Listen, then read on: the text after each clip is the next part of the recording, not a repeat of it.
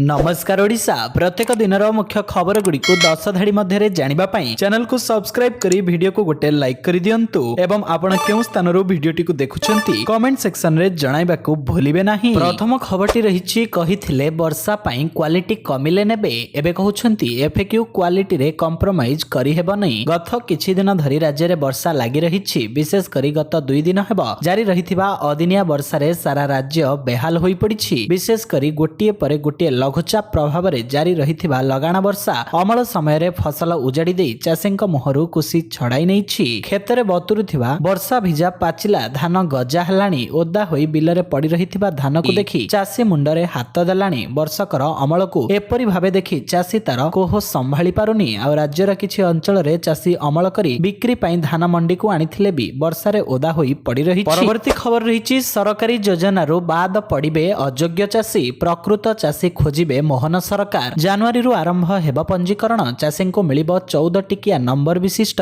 स्वतंत्र ID digital कृषक card भी जोगाई देबे सरकार। एथिपाई चाषी को डाटाबेस प्रस्तुत करिबा लागि सब जिलापाल माननकु एक्शन प्लान एवं एसओपी को पठाइछि कृषि विभाग। प्रथम पर्याय रे जनवरी 1 रु मार्च 31 तारिख पर्यंत पंजीकरण चलिबो। एथिपाई सब पंचायत रे खोलिबो स्वतंत्र शिविर। एही शिविर रे 2 जण लेखाए ग्राम्य कृषि सेवक और जणे राजस्व निरीक्षक उपस्थित रहिबे। चाषी को शिविर पर्यंत आनिबा पई स्थानीय कृषक साथी को दायित्व न्यस्त करा जाइछि। प्रत्येक शिविर तदारख दायित्व रे कृषि ओभरसियर ब्लॉक कृषि अधिकारी अतिरिक्त तहसीलदार किंबा तहसीलदारଙ୍କ ମଧ୍ୟରୁ ଜଣେ ରହିବେ। ଚାଷୀ ମାନେ ନିଜର ଆधाର କାର୍ଡ ଆधाର ଲିଙ୍କ ଥିବା ମୋବାଇଲ ଫୋନ ଜମି ପଟା ଯାହା ଭୁଲେଖରେ ରେକର୍ଡ ଥିବ ଅବା ଖରଦିଲ ଦଲିଲ ଦାଖଲ କରି ପଞ୍ଜୀକରଣ କରିବେ। ପରବର୍ତ୍ତୀ ଖବର ରହିଛି କ୍ୟାନ୍ସର ରୋଗୀଙ୍କ ପାଇଁ खुशी खबर। कर्कट रोग को नहीं एक बड़ सफलता हासिल करिसेंती जहाँ समग्र विश्व रे मृत्युर एक प्रमुख कारण। निकटरे होइथिबा एक अध्ययन रु जणा पड़िछि जे कर्कट कोषगुडी को 99% दूर करबा पई एक चमत्कार उपाय आविष्कृत होइछि। अमेरिकार Rice University Texas and M University एवं टेक्सास यूनिवर्सिटी रो वैज्ञानिक मानक एक टीम द्वारा एही अध्ययन करा जाइछि। नेचर केमिस्ट्री पत्रिका रे प्रकाशित एक अध्ययन रे कुहा जाइछि जे कर्कट कोषगुडी को नष्ट करबा पई वैज्ञानिक माने नियर इन्फ्रारेड लाइट व्यवहार करथिले। टेक्निक रे आमिनियोसिया 9 नामक एक अणु व्यवहार करा जाइथिला जहाँ कर्कट कोषर ढांचा भांगिबारे सक्षम। एही अणुगुड़िक बायोमाइजिंग एवं कर्कट चिन्हट पई पूर्वरु व्यवहृत होई सारिछि। परवर्ती खबर रहिछि वैष्णवी देवी मंदिर 72 घंटा बंद। स्थानीय लोकंक विरोध वैष्णवी देवी मंदिर परिदर्शन करुथिबा तीर्थयात्री मानक पई मूल शिविर काट्रा सहर प्रस्तावित रोपवे प्रकल्प विरोध रे बुधवार ठारू 72 घंटा बंद पालन करुछि। व्यवसायी दोकानी ऑपरेटर एवं श्रमिकंक समेत स्थानीय लोक एही प्रकल्प को विरोध करी कहिसेंती जे एहा सेमानंक जीविका निर्वाह करिबो। बंद जोगु तीर्थयात्री माने बहु असुविधार सम्मुखीन होइथिले। दुकान एवं अन्यान्य व्यवसाय प्रतिष्ठान मध्य बंद रहिथिला। रोपवे प्रकल्प विरोध आंदोलन को आगे नेउथिबा श्री माता वैष्णवी देवी संघर समिति एही बड़ डाकरा दैछंती। प्रस्तावित 250 कोटी रोपवे प्रकल्प ताराकोट मार्ग को संजोग करिबो। ऋषि जिल्लार गुंफा श्रीक्षेत्र को जाए वृद्ध तथा अन्य मानक पई मंदिर को प्रवेश सुविधा करिबा पई श्री माता वैष्णवी देवी श्रीक्षेत्र बोर्ड एही रोपवे निर्माण करिबा को निष्पत्ति नेइछि। परवर्ती खबर रहिछि विराटंको दोष देले रिकी पंटिंग। भारत एवं ऑस्ट्रेलिया मध्य बॉर्डर गाभास्कर ट्रॉफीर चतुर्थ टेस्ट रे भारतीय बैट्समैन विराट कोहली एवं कंगारू ओपनर सैम कन्स्टान्स मध्य पड़िया मझिरे झगड़ा देखा मिली।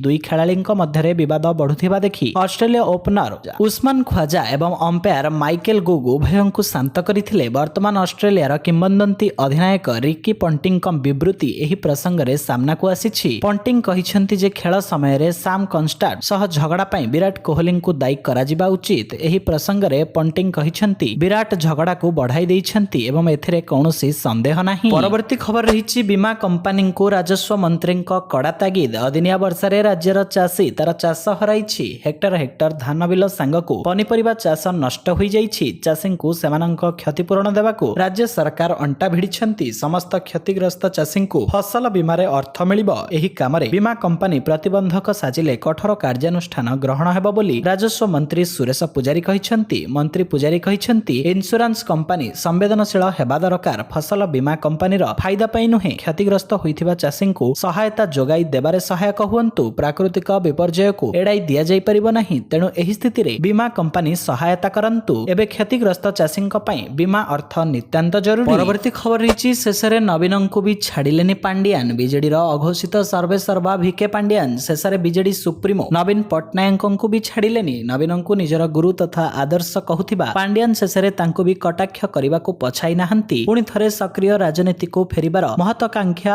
ଓ ବିଜେପିର ଆକ୍ରୋଶରୁ ବର୍ତ୍ତିବା ପାଇଁ ବୋଧହୁଏ ପାଣ୍ଡିଆନ ନିଜର ଶେଷ ଚାଲ ଭାବେ ନିଜ ଗୁରୁ ନବୀନଙ୍କ ଭାବମୂର୍ତ୍ତିକୁ ବାଜି ଲଗାଇଥିବା ଚର୍ଚ୍ଚା ହେଉଛି। ବିଜେଡି ସରକାରର ପତନକୁ ନିଜର ଭୁଲ ବୋଲି ପରୋକ୍ଷରେ ସ୍ୱୀକାର କରି କ୍ଷମା ମାଗିବା ସହ ଓଡ଼ିଶାରେ ଓଡ଼ିଆ କହିବା ଓ ଓଡ଼ିଆଙ୍କ ସୁଖ ଦୁଃଖର ସାଥୀ ହେବା ଆବଶ୍ୟକ ବୋଲି ପାଣ୍ଡିଆନ ତାଙ୍କ ସୋସିଆଲ ମିଡିଆରେ ଉଲ୍ଲେଖ କରିଥିବା ଜଣାପଡ଼ିଛି। ନିଜର ଏକ୍ସ ଆକାଉଣ୍ଟରେ ପାଣ୍ଡିଆନ ଦର୍ଶାଇଛନ୍ତି ଯେ ଭୁଲ ସମସ୍ତଙ୍କ ଜୀବନରେ ହୋଇଥାଏ। ଯଦି କାହାର କିଛି ଅସୁବିଧା ହେଇଛି ସେଥିପାଇଁ ସମସ୍ତ ଓଡ଼ିଶାବାସୀଙ୍କ ପକ୍ଷରେ କ୍ଷମା ପ୍ରାର୍ଥନା। ଓଡ଼ିଶାରେ ଜନ୍ମ ହେବା ଯେତିକି ଜରୁରୀ ନୁହେଁ, ଓଡ଼ିଆ କହିବା ଏବଂ ଓଡ଼ିଆଙ୍କ ସୁଖ ଦୁଃଖର ସାଥୀ ହେବା ଆବଶ୍ୟକ। ପାଣ୍ଡିଆନଙ୍କ ଏହି ପୋଷ୍ଟ ଉପରେ ବିଭିନ୍ନ ଲୋକେ ନିଜର ମତାମତ ଦେବାରେ ଲାଗିଛନ୍ତି। ପରବର୍ତ୍ତୀ ଖବର ରହିଛି 3 ବର୍ଷରେ 2 ଗୁଣା ବଢିଛି ବାଘ ସଂଖ୍ୟା। ଢେଙ୍କାନାଳ ଜିଲ୍ଲାରେ ଗତ 3 ବର୍ଷରେ 2 ଗୁଣା ବଢିଛି ବାଘ ସଂଖ୍ୟା। 2021 ମସିହାରେ ଢେଙ୍କାନାଳର ବିଭିନ୍ନ ଜଙ୍ଗଲରେ କଲରାପତରିଆ ବାଘ ସଂଖ୍ୟା 6ଟି ଥିବା ବେଳେ ଏବେ ତାହା ବୃଦ୍ଧି ପାଇ 12ରେ ପହଞ୍ଚିଛି, ଯାହା ଜଙ୍ଗଲ ବିଭାଗ ପାଇଁ ଆଣିଛି ଖୁସି ଖବର। ହେଲେ ଦୁଃଖର ବିଷୟ, ବିଗତ ଦିନରେ ଦୁଇଟି ବାଘ ମୃତ୍ୟୁ ଓ ଶିକାରୀଙ୍କ ଫାଶରେ ବାଘ ପଡ଼ିବା ଘଟଣା ବନ ବିଭାଗ ପାଇଁ ସୃଷ୍ଟି କରିଛି ନୂଆ ଚ୍ୟାଲେଞ୍ଜ। କାରଣ ଢେଙ୍କାନାଳ ବନଖଣ୍ଡରେ ମାତିଛନ୍ତି ଶିକାରୀ। ବାଘ ଛାଲ ପାଇଁ ବିଦ୍ୟୁତ ତାର ବିଛାଇ ବାଘ ଶିକାର କରିବାକୁ ସେମାନେ ପଛାଉ ନାହାନ୍ତି। ପୂର୍ବରୁ ହିନ୍ଦୋଳ କୋଇ ରିଜର୍ଭ ଫରେଷ୍ଟରେ ଶିକାରୀଙ୍କ ଦ୍ୱାରା ବିଛା ଯାଇଥିବା ବିଦ୍ୟୁତ ଫାଶରେ ପଡ଼ି ଏକ କଲରାପତରିଆ ବାଘର ମୃତ୍ୟୁ ହୋଇଥିଲା। ସେହିଭଳି ଦୁଦୁରକୋଟ ଗାଁ ଜଙ୍ଗଲରେ ମଧ୍ୟ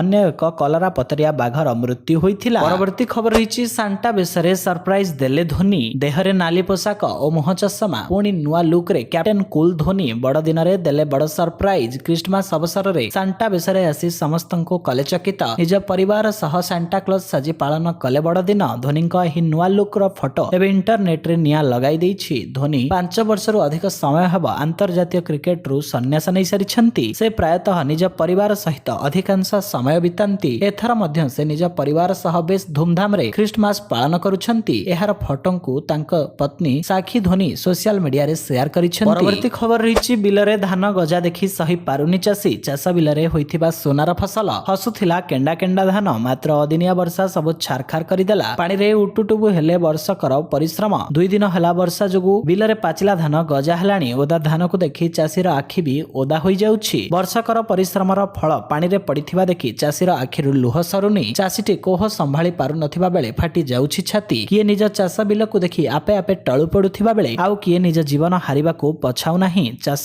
ଉଜୁଡିବା ଯୋଗୁଁ କେନ୍ଦ୍ରାପଡ଼ା ଓ ବ୍ରହ୍ମପୁର ଜିଲ୍ଲାରେ 2 ଚାଷୀଙ୍କ ମୃତ୍ୟୁ ହୋଇଛି। କେନ୍ଦ୍ରାପଡ଼ା ଜିଲ୍ଲାର ଡେରାବିଶ ବ୍ଲକ ସନ୍ଥପୁରା ଗାଁର ଭାବଗ୍ରାହୀ ମଲ୍ଲିକ ନିଜ ଚାଷ ବିଲ ଦେଖି ଟଳି ପଡିଥିବା ବେଳେ ଗଞ୍ଜାମ ଜିଲ୍ଲାର ଛତ୍ରପୁର ବ୍ଲକ ବଡମାଧପୁର ବରଙ୍ଗ ଗାଁର ବନମାଳୀ ନିଜ ଘରେ ଝୁଲି ପଡିଛନ୍ତି। ପରବର୍ତ୍ତୀ ଖବର ରହିଛି ପୁରୀ ସର୍ବବୃହତ ବାଲୁକା ମୂର୍ତ୍ତି। ବଡଦିନ ବା ଖ୍ରୀଷ୍ଟମାସରେ ପୁରୀ ବେଳାଭୂମିରେ ବାଲୁକା ସାନ୍ତା କ୍ଲଜ ପ୍ରସ୍ତୁତ କରି Guinness book of world record କଲେ ବାଲୁକା ଶିଳ୍ପୀ ସୁଦର୍ଶନ ପଟ୍ଟନାୟକ। ତେବେ ସୂଚନା ମୁତାବକ ବଡଦିନ ଉପଲକ୍ଷେ ଅନ୍ତର୍ଜାତୀୟ ଖ୍ୟାତି ସମ୍ପନ୍ନ ବାଲୁକା ଶିଳ୍ପୀ ସୁଦର୍ଶନ ପଟ୍ଟନାୟକ ପୁରୀ ବେଳାଭୂମିରେ ସର୍ବବୃହତ ବାଲୁକା ସାନ୍ତା କ୍ଲଜ ପ୍ରସ୍ତୁତ କରିଥିଲେ। ଏହା Guinness book of world record ପାଇବାର ଗୌରବ ଅର୍ଜନ କରିଛି। 16,000 ବର୍ଗଫୁଟ ଅଞ୍ଚଳରେ ସମୁଦ୍ର ବାଲି ସମେତ 550 କିଗ୍ରା ଚକୋଲେଟରେ ଏହି ଚକୋଲେଟ ସାନ୍ତା କ୍ଲଜ ପ୍ରସ୍ତୁତ କରାଯାଇଛି। ଏଥିପାଇଁ ସୁଦର୍ଶନଙ୍କୁ 6 ଘଣ୍ଟା ଲାଗିଥିଲା। ଏହି ବାଲୁକା ମୂର୍ତ୍ତି ନିର୍ମାଣରେ ସୁଦର୍ଶନଙ୍କୁ ସ୍ୟାଣ୍ଡ ଆର୍ଟ ପ୍ରତିଷ୍ଠାନର ଛାତ୍ରଛାତ୍ରୀ ସହଯୋଗ ମଧ୍ୟ କରିଥିଲେ। ପରବର୍ତ୍ତୀ ଖବର ରହିଛି ବ୍ରହ୍ମପୁତ୍ରରେ ଡ୍ୟାମ ନିର୍ମାଣ କରିବ ଚୀନ। ଭାରତ ବନ୍ୟାରେ ବୁଡିବା ଆଶଙ୍କା। ଦୀର୍ଘତମ ନଦୀ ୟାଲୁଙ୍ଗ ଚାଙ୍ଗପୋ ଉପରେ ଏକ ସୁପର ପାୱାର ଡ୍ୟାମ ନିର୍ମାଣ କରିବାକୁ ଚୀନ ସରକାର ଘୋଷଣା କରିଛନ୍ତି। ଏହି ଡ୍ୟାମ ଚାଇନାର 3 ଜର୍ଜ ଡ୍ୟାମ ଠାରୁ 3 ଗୁଣା ଅଧିକ ବିଦ୍ୟୁତ ଉତ୍ପାଦନ କରିବ, ଯାହାଦ୍ୱାରା ପୃଥିବୀର ଗତି ଉପରେ ପ୍ରଭାବ ପକାଇବ ବୋଲି ଆଶଙ୍କା ପ୍ରକାଶ ପାଇଛି। ଚୀନର ସରକାରୀ ସମ୍ବାଦ ଏଜେନ୍ସି ଜିନହୁଆ ବୁଧବାର ଏହି ସୂଚନା ଦେଇଛି। ଚୀନ ଗଣମାଧ୍ୟମ କହିଛି ଯେ ଏହା ବେଜିଂ ପାଇଁ ଏକ ବଡ଼ ଇଞ୍ଜିନିୟରିଂ ଚ୍ୟାଲେଞ୍ଜ ହେବ। ଏହି ଡ୍ୟାମ ନିର୍ମାଣ ପାଇଁ ଚୀନ ସରକାର $137 ବିଲିୟନ ଖର୍ଚ୍ଚ କରିବାକୁ ଯାଉଛନ୍ତି। ବିଶେଷଜ୍ଞମାନେ କହିଛନ୍ତି ଚୀନର ଏହି ଡ୍ୟାମ ପୃଥିବୀରେ ଥିବା ସମସ୍ତ ଭିତ୍ତିଭୂମି ପ୍ରକଳ୍ପକୁ ବହୁ ପଛରେ ପକାଇଦେବ। ଚୀନ ଯାହାକୁ ୟାଲୁଙ୍ଗ ଚାଙ୍ଗପୋ ନଦୀ ବୋଲି କହୁଛି, ତାକୁ ଭାରତର ବ୍ରହ୍ମପୁତ୍ର ନଦୀ କୁହାଯାଇଥାଏ। ବିଶେଷଜ୍ଞ କହିଛନ୍ତି ଭାରତର ଉତ୍ତର ପୂର୍ବ ରାଜ୍ୟରେ ଯେକୌଣସି ସମୟରେ ବନ୍ୟା ପରିସ୍ଥିତି ସୃଷ୍ଟି କରିବାକୁ ଏହି ବିଶାଳ ଡ୍ୟାମକୁ ଅସ୍ତ୍ର ଭାବରେ ଚୀନ ବ୍ୟବହାର କରିପାରିବ। ପରବର୍ତ୍ତୀ ଖବର ରହିଛି ଯିଏ 18,000 ପାଉଛନ୍ତି ସେ 34,560 ଟଙ୍କା ପାଇବେ। ଦେଶରେ ଖୁବ୍ ଶୀଘ୍ର ଲାଗୁ ହୋଇପାରେ ଅଷ୍ଟମ ବେତନ କମିଶନ। ଏନେଇ ନୂଆ ଅପଡେଟ ସାମ୍ନାକୁ ଆସିଛି। ଅଷ୍ଟମ ବେତନ କମିଶନ ଲାଗୁ ହେବାକୁ ନେଇ ଦେଶର ଲକ୍ଷ ଲକ୍ଷ କର୍ମଚାରୀ ଅପେକ୍ଷା କରି ରହିଥିବା ବେଳେ ଏନେଇ ବଡ଼ ଅପଡେଟ ସାମ୍ନାକୁ ଆସିଛି। ଆସନ୍ତା ବଜେଟରେ ଅଷ୍ଟମ ବେତନ ଲାଗୁ କରାଯିବାର ସମ୍ଭାବନା ଅଧିକ ରହିଛି। ଏହା ହେଲେ କର୍ମଚାରୀଙ୍କ ଦରମା दरमा वृद्धि पाइब। किछि रिपोर्ट रे प्रकाश पाइछि जे कर्मचारीଙ୍କ दरमारे 90% वृद्धि पाइब। मने करंतु जे माने 18,000 टंका दरमा पाउछंती सेमाने 34,560 टंका दरमा पाइबे। केंद्रीय कर्मचारीଙ୍କ वर्तमान सर्वनिम्न दरमा 18,000 टंका रहिथिबा बेले अष्टम वेतन लागू हेले ताहा अति कम रे 34,560 टंका होइजिब। परवर्ती खबर रहिछि बांग्लादेश को पुणी सहारा हेला भारत। बांग्लादेश रे शेख हसीना सरकार जिबा परे मौलवादी लगातार भारत विरोध रे जहर उदगारुछंती। देशर अर्थव्यवस्था पूर्वरु नष्ट होई सारिछि हेले भी पड़ोसी देशर जिहादी मानसिकतार लोकंक उद्देश्य भारतठु प्रतिशोध नेबे। तबे भारत प्रथमरु नेवर फर्स्ट नीति रे चली आसुछि। एही कारणरु मूल्य वृद्धि बेकारी और बुडुथिबा अर्थव्यवस्था जोगु त्रस्त बांग्लादेश प्रति प्रधानमंत्री नरेंद्र मोदी सहायतार हाथ बढ़ाइछंती। बांग्लादेश को 700 टन चाउल पठा जाइछि। देशर यूनुस सरकार आसिबा परे प्रथम थर बांग्लादेश को सहायता पठाइछि भारत। ढाका ट्रिब्यून रिपोर्ट अनुसार एनै बांग्लादेश सरकारक पक्षरु एक प्रेस विवृत्ति जारी करा जाइछि। परवर्ती खबर रहिछि चलित मासरे श्रीमंदिर रे हेब नाही धाड़ी दर्शन ट्रायल रन। एनै सूचना देले आईन मंत्री पृथ्वीराज हरिचंदन। श्रद्धालुंक भिड़ को दृष्टि रे रखी राज्य सरकार एही निष्पत्ति नैछंती। गंगा स्नान पड़ुथिबारु जनवरी 20 तारिख पर्यंत भक्तंक भिड़ लागि रहिब। जनवरी 20 रु 22 भितरे धाड़ी दर्शन पूर्णांग भावे लागू हेब। पूर्वरु आसंता 28 किंबा 29 रे श्रीमंदिर रे धाड़ी दर्शनर ट्रायल रन करा जिबार निष्पत्ति निया जाइथिला। हेले नवा वर्ष एवं आगकू गंगा स्नान पड़ुथिबारु जनवरी 20 तारिख पर्यंत भक्तंक भिड़ लागि रहिब। सेथिपई निष्पत्ति रे परिवर्तन करा जाइछि। आसंता वर्ष अर्थात 2025 जनवरी 20 रु 22 तारिख भितरे धाड़ी दर्शन पूर्णांग भावे लागू करा जिवो। एनै आईन मंत्री पृथ्वीराज हरिचंदन सूचना दैछंती। अन्य पक्षरे नवा वर्ष पई पुरी रे जमिछि श्रद्धालुंक भिड़। परवर्ती खबर रहिछि छात्र संसद निर्वाचन उपरे बड़ सूचना देले मुख्यमंत्री मोहन माझी। कटक जवाहरलाल नेहरू इंडोर स्टेडियम परिसर रे आरंभ होईछि अखिल भारतीय विद्यार्थी परिषदर 49तम राज्य अधिवेशन। एही अधिवेशन को मुख्यमंत्री मोहन चरण माझी उद्घाटन करिसंती। एही समय रे मुख्यमंत्री छात्र संसद निर्वाचन उपरे मुख्यमंत्री बड़ संकेत दैछंती। से कहिसंती छात्र संसद निर्वाचन